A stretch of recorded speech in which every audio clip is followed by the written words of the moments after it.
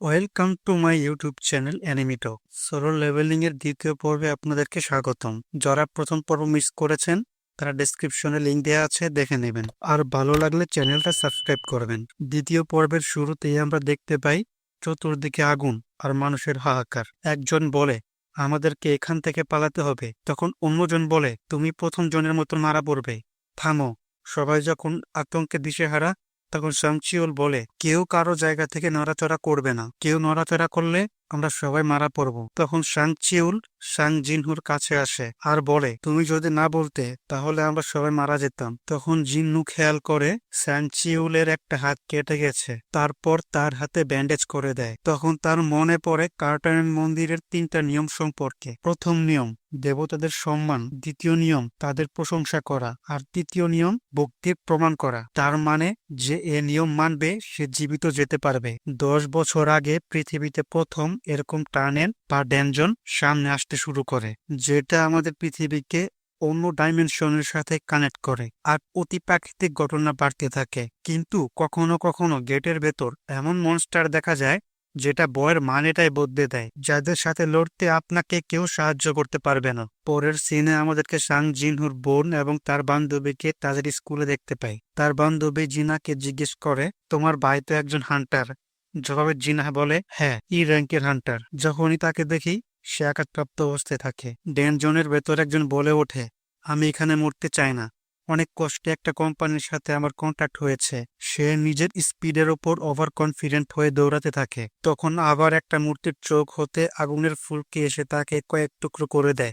শুধুমাত্র তার পা দুটো দেখা যায়। এটা দেখে সবাই আতঙ্কিত হয়। তখন সাং চিউল এবং সাং জিনহু তারা অনেক চিন্তিত হয়, এই ভেবে যে তাদেরকে কেন এখনো মারছে না। তখন প্রথম নিয়মের কথা মনে পড়ে যায়। সাং জিনহু উঠে দাঁড়ায়। যখনই সেই মূর্তিটা তার অ্যাটাক করতে যাবে, তখনই সাং জিনহু মাথা নিচু করে সম্মান জানায়, আর এতেই কাজ হয়। তখন জিনহুর কথায় সবাই তার মাথা নত করে, আর তখনই একটা মূর্তির মুখে হাসি ফুটে ওঠে। তখন পার্ক উঠে দাঁড়ায়, কিন্তু তাকে আক্রমণ না করায় সবাই একটু স্বস্তি পায়। তখনই আসনে বসে থাকা মূর্তিটা উঠে দাঁড়ায় আর উঠে আসতে থাকে। তখন দ্বিতীয় নিয়ম মনে পড়ে, দেবতাদের প্রশংসা করো, কিন্তু কিভাবে করবে এটা বের করতে হবে।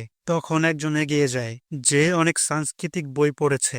দেবতাদের স্মরণ করা সব একই রকম। সে প্রার্থনা করতে থাকে, কিন্তু সেই মূর্তি সেটা গ্রহণ করে না, তাকে পায়ে পিষ্ট করে। তখন সবাই দৌড়াতে থাকে। একটা মেয়ে ভয়ে স্তব্ধ হয়ে বসে থাকে, তাকেও পায়ে পিষ্ট করে মেরে ফেলে। তখন সাংচিউলের কথায় সবাই আলাদা আলাদা হয়ে দৌড়াতে থাকে। পার্ক তার পরিবারের কথা মনে করে একটা মূর্তির সামনে গিয়ে দাঁড়ায়, নিরাপদ মনে করে। তখনই সে মূর্তির হতে লাইটেনিং এসে তাকে মাথা হতে দুভাগ করে দেয়। সাং জিনহু জুহির হাত ধরে দৌড়াতে থাকে আর ভাবতে থাকে দ্বিতীয় নিয়ম সম্পর্কে। ততক্ষণ আরেকজনকে একটা মূর্তি তার হাতের অস্ত্র দিয়ে দুভাগ করে দেয়। সাং জিনহু ততক্ষণে সব মূর্তির দিকে লক্ষ্য করে। সবার হাতে অস্ত্র, কিন্তু একজনের হাতে মিউজিক ইনস্ট্রুমেন্ট দেখতে পায়। সেই মূর্তির কাছে যেতেই সেটা বাজতে শুরু করে। তখন সাংচিউল সবাইকে বলে দেয় যেসব মূর্তির কাছে মিউজিক ইনস্ট্রুমেন্ট রয়েছে তাদের কাছে যেতে। কিম একটাতে পৌঁছায়, জিনহু আর জুহি আরেকটাতে, কিন্তু সেটাতে বাজে না।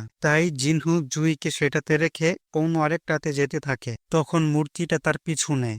যখনই তাকে পিষ্ট করতে যাবে, সে বাঁচার জন্য লাফ দিয়ে একটা মূর্তির সামনে পড়ে, আর সে মূর্তিটা তার হাতে থাকা ডাল দিয়ে আঘাত করে। সে শেষ মুহূর্তে সরে গেলেও মারাত্মক আহত হয়। যখন বড় মূর্তিটা তাকে পায়ে পিষ্ট করতে যাবে, কিন্তু ততক্ষণে সে অন্য একটা মূর্তির সীমানায় পৌঁছাতে সক্ষম হয়, যেটার কাছে মিউজিক ইনস্ট্রুমেন্ট রয়েছে, আর সে এই যাত্রায় বেঁচে যায়। বড় মূর্তিটা তার সিংহাসনে গিয়ে বসে। তখন জুহি জিনহুর কাছে যায়।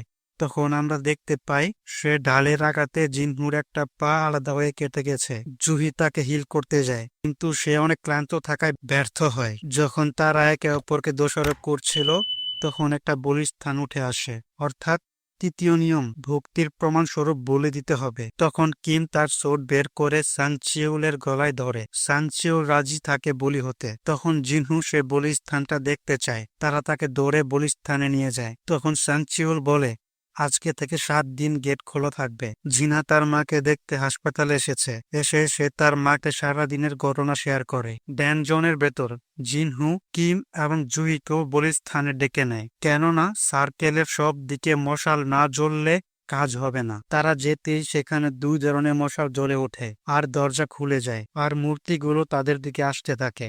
যদি কেউ চোখ বন্ধ রাখে অথবা অন্যদিকে তাকিয়ে থাকে তাহলে মূর্তিগুলো তাদের দিকে এগিয়ে আসে, আর যদি মূর্তির দিকে তাকায় তাহলে থেমে যায়। তখন একজন সেই দরজা দিয়ে দৌড়ে পালিয়ে যায়। তখন ঝেঙ্গো নামের আরেকটা ছেলে দৌড়ে পালিয়ে যায়। তখন সং চিউল বলে, তোমরা দুজন চলে যাও, যতক্ষণ একজনও এখানে থাকবে দরজা খোলা থাকবে। তখন জিনহু বলে, আপনি জুহিকে নিয়ে চলে যান, কেননা জুহি অনেক দুর্বল হয়ে গিয়েছে আর জিনহুর এক পা নেই। জিনহু তার হাতে থাকা স্টোনটা জুহির হাতে তুলে দেয়।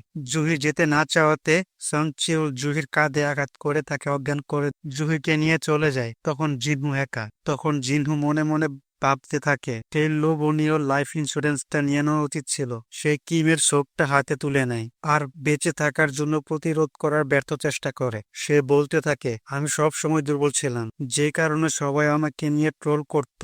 বলতে বলতে একটা মূর্তির এটাকে তার একটা হাত আলাদা হয়ে যায় আর এইভাবে আঘাত করতে করতে একেবারে আধমরা করে ফেলে। সাং জিনহু বলতে থাকে, আমি নিজেকে শক্তিশালী করার চেষ্টা করেছি কিন্তু হতে পারিনি, তারপরও আমি আমার জীবন বাজি রেখে এখানে এসে পৌঁছেছি। তখন একটা মূর্তি তার বিশাল সোর তার বুকের ডান পাশে ঢুকিয়ে দেয়। তখন সে বলতে থাকে, তোমার সেই সম্মান লোক দেখানো ছিল, আমারও একটা পরিবার আছে, আমি আমার পরিবারে জীবিত ফিরতে চাই। তখনই তাকে ছুঁড়ে ফেলা হয় বলিস্থানের উপর, চতুর্দিকে রক্তের ফোয়ারা। তখনও সে বলতে থাকে, আমি মরতে চাই না। বিশাল মূর্তিটা তার সোর উপরে তুলেছে।